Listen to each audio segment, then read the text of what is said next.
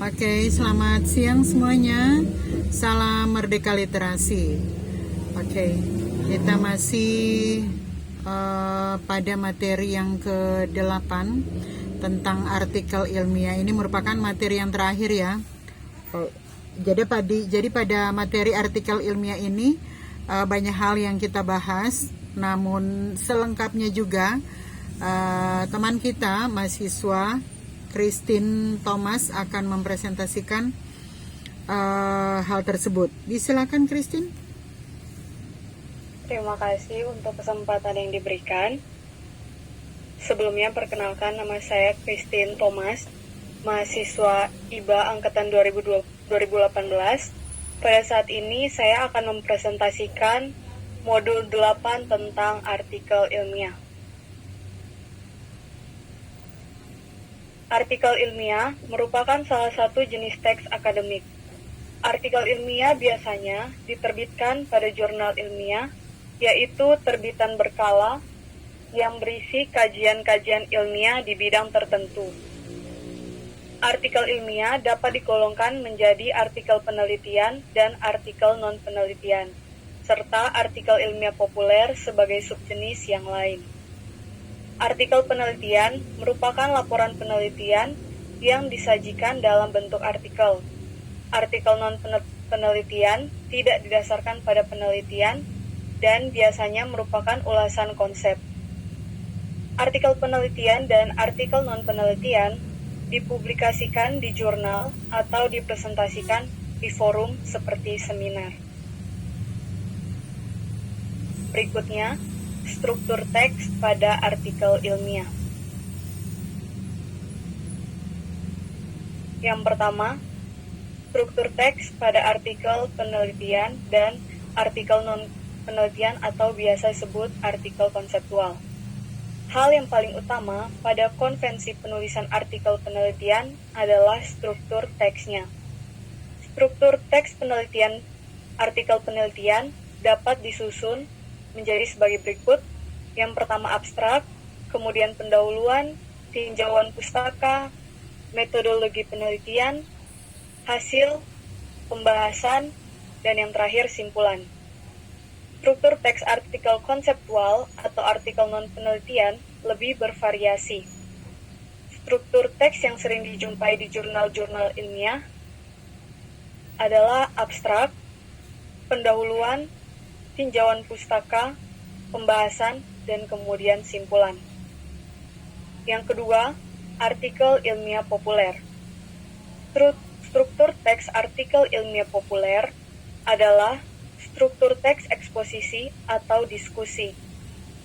Eksposisi mempunyai struktur teks pernyataan, tesis, argumentasi, dan reiterasi. Dan diskusi mempunyai struktur teks isu, argumentasi mendukung, argumentasi menantang, simpulan, dan yang terakhir, rekomendasi. Hubungan genre pada teks artikel ilmiah. Artikel ilmiah merupakan salah satu genre. Sebagai genre makro, artikel ilmiah mengandung genre mikro yang terletak pada tahapan-tahapan atau bab-bab di dalamnya. Setiap tahapan mengandung genre mikro yang berbeda-beda. Masalah timbul apabila penulis artikel ilmiah tidak menempatkan genre mikro sesuai dengan tempatnya. Apabila di bawah tahapan-tahapan pada struktur teks artikel ilmiah tidak diisi dengan genre mikro yang tepat, hal ini berarti bahwa tujuan sosial akademik dari teks ilmiah itu tidak tercapai. Berikut genre-genre mikro dari teks artikel penelitian, artikel konseptual, dan teks artikel penelitian dan teks artikel konseptual. Yang pertama abstrak, merupakan ringkasan dari artikel ilmiah seluruhnya, baik yang berupa artikel penelitian maupun konseptual. Abstrak pada kedua jenis artikel itu, pada prinsipnya, mengemban fungsi retoris yang sama, yaitu menyajikan ringkasan dari keseluruhan artikel. meskipun terdapat perbedaan di antara keduanya dalam hal kandungan unsur-unsur yang disajikan. Kemudian ada pendahuluan. Bab pendahuluan berfungsi sebagai pembuka artikel ilmiah. Genre mikro yang terdapat pada bab ini adalah semacam eksposisi yang disertai deskripsi. Baik artikel penelitian maupun artikel konseptual mengandung bab pendahuluan yang relatif sama. Kemudian ada tinjauan pustaka. Di bawah bab tinjauan pustaka ini terdapat genre micro review. Bab ini direalisasikan dengan genre ulasan untuk membangun landasan teori dari banyak sumber, tidak hanya dengan genre deskripsi yang hanya menyajikan paparan teori. Pada artikel konseptual, bab tinjauan pustaka lebih diarahkan kepada landasan teori yang digunakan untuk memecahkan masalah yang diajukan. Kemudian ada metodologi penelitian. Bab ini pada artikel penelitian memuat uraian tentang jenis, desain, dan tata cara pelaksanaan penelitian. Genre mikro yang digunakan pada bab ini adalah rekon, deskripsi, laporan, dan prosedur. Sementara itu, pada artikel konseptual tidak ada bab metode penelitian. Kemudian ada hasil. Bab hasil hanya terdapat pada artikel penelitian. Isinya adalah sajian temuan-temuan penelitian sesuai dengan klasifikasi data yang ada. Genre mikro yang terdapat pada bab ini adalah deskripsi dan laporan. Selanjutnya ada pembahasan.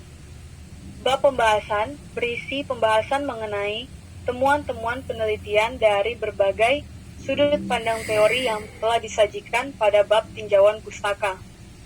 Genre mikro yang sesuai untuk diterapkan pada bab pembahasan adalah diskusi dan atau meliputi eksplanasi. Kemudian ada bab simpulan. Bab simpulan, baik pada artikel penelitian maupun pada artikel konseptual, berisi uraian yang menunjukkan pokok persoalan yang disajikan pada bab pendahuluan. Oleh karena itu, genre mikro yang digunakan sama dengan yang digunakan oleh bab pendahuluan, yaitu eksposisi yang meliputi deskripsi. Kemudian ada judul, daftar pustaka, lampiran. Judul artikel ilmiah menggambarkan isi keseluruhan artikel. Daftar pustaka merupakan bagian sangat penting pada artikel ilmiah karena memuat daftar semua sumber yang digunakan sebagai acuan dalam menulis artikel tersebut. Kemudian yang kedua dan yang terakhir, ada teks artikel ilmiah populer. Pada dasarnya, artikel ilmiah populer sama dengan artikel konseptual. Akan tetapi, dalam formulai bahasa, artikel ilmiah populer disajikan dengan gaya yang cenderung informal, sedangkan artikel konseptual disajikan dengan gaya yang lebih formal. Dan dalam hal struktur teks, artikel ilmiah populer disusun dengan struktur teks yang mengandung tahapan-tahapan yang tidak mengikat. Tahapan-tahapan itu disusun dengan memberikan nama-nama subbab atau subjudul secara bebas, disesuaikan dengan nama-nama pokok persoalan yang disajikan. Dengan karakteristik seperti itu, sebagaimana telah dinyatakan di atas, genre yang digunakan untuk mengungkapkan seluruh artikel ilmiah populer pada umumnya adalah eksposisi atau diskusi. Sekian presentasi dari saya. Salam Merdeka Literasi. Oke, terima kasih. Salam Merdeka Literasi, Christine.